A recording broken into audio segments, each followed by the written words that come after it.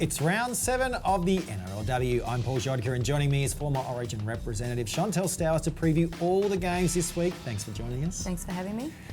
The Cowboys and West Tigers face off to start the round, and Shonny, if North Queensland have designs on the top 4 this year, they will need to take care of business at home against the West Tigers. Yeah, it's going to be a very tough game, I think, just because the Tigers have got something that they need to prove at the moment. So it'll be grit for grit, but I do feel like the Cowboys will kind of break away. They've had a few changes through injuries in the last few weeks, but they've got Goldthorpe back, which is going to be a big injection for them, and Ja'Kai Whitfield has been just absolutely on fire. Revenge game against her old club too. Yes, exactly, and they may know how she plays, but even when you know how she plays, it's still so hard to contain her. We need to look at something though for the Cowboys play, because during the first half against the Broncos they were right in the game, but it slipped away at the end and that scoreline really got away from them.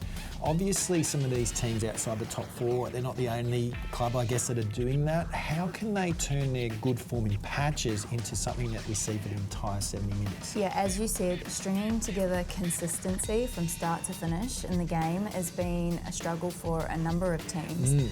The ones who are at the very top of the table are clearly the ones that are able to. And how do you do that?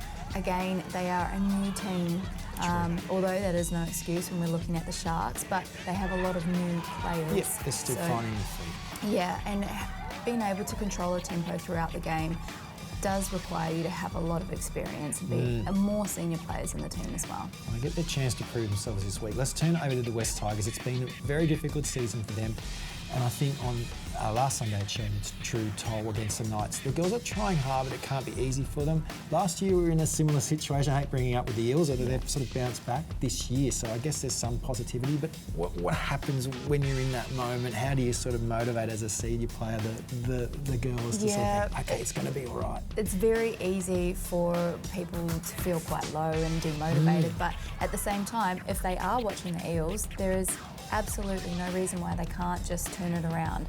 They would need to string together consistency after they turn it around, which the Eels are also having a little bit of trouble with.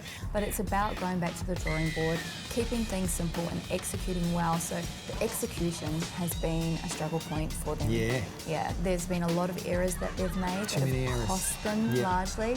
And also losing Kizzy Apps. That's huge loss. Yeah, that's huge. At the moment, they've had a few, the game that they played last week, they had a few changes positionally, which I don't think really worked for them. And they have had a lot of changes that can either go really good and pay off or not quite work. But for them, they have to try it live when they're leading into games. So they get their 2 starting centres back this week, though, so it makes life a bit easier for the coach, Brett Cornwall. Yep, I think that will make a huge difference for them for sure. In saying that, Cowboys, they won the only time these two have met. Do you see history repeating here? I do see history repeating itself, I have to say it. All right, if you want to see this match live, head to nrl.com/tickets. If you can't get to the game, you can still watch it on Channel 9, Foxtel, Sky New Zealand or Kayo. Kick-off is at 11 a.m.